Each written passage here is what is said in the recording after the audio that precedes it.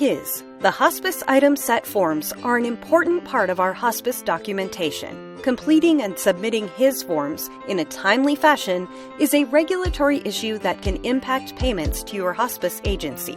Hi, I'm Dana Larson, Hospice Administrator, and I want to show you how Hospice Tools makes completing and exporting HIS forms super simple. When we log into Hospice Tools, we're taken to our dashboard.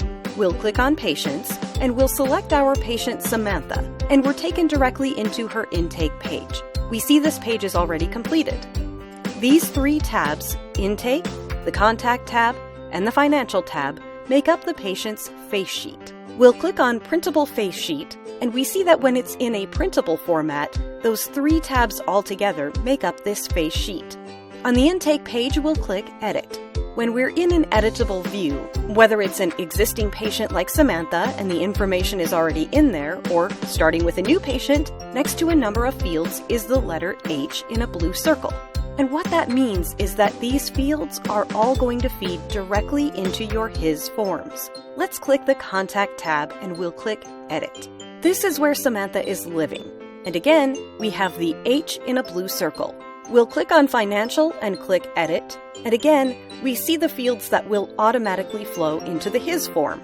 But HIS is made up of more than just face sheet information. We'll go into eDocs, and let's pull up a comprehensive assessment form. We see Date and Time In has an H next to it, and that will flow into the HIS form as well. Let's jump to another page in this assessment. We'll go to the Pain and Comfort Assessment section, and we see a number of fields that are marked with this H. All these fields flow right into the HIS form. We'll close this assessment, and now let's create a HIS admission for Samantha. We'll click on Hospice Item, Set Admission, and Create eDoc, and we see all that information from the face sheet and from the comprehensive assessment are automatically right in the HIS form. But the form remains in an editable state. This way, if the intake details aren't complete, or the comprehensive assessment documentation hasn't been finalized in time, we can always open the HIS form as a blank document or partially completed doc, and fill out any missing fields and edit any fields that were not correct.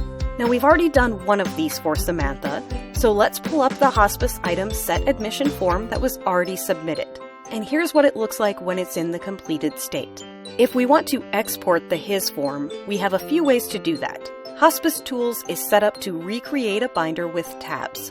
We're here under All Types, and that means all the documentation in the chart is here filtered by date, with most recent showing up on top. We can click on the tab Hospice Item Set and bring up just the HIS forms in the patient's chart. And we can see here that form stored directly under the Hospice Item Set tab. We have this completed form, and now we can just export it individually with the click of a button from right within the chart.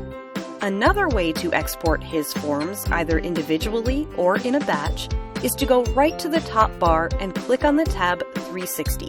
In Hospice Tools 360, we click on Export HIS Forms, and we can select any or all of them, and we can export them all at once. If we need to re-export, we can do that as well as many times as we like. There are no limits on this. And that's how Hospice Tools makes completing and exporting our Hospice Item Set forms super simple. Hospice Tools, how hospice happens.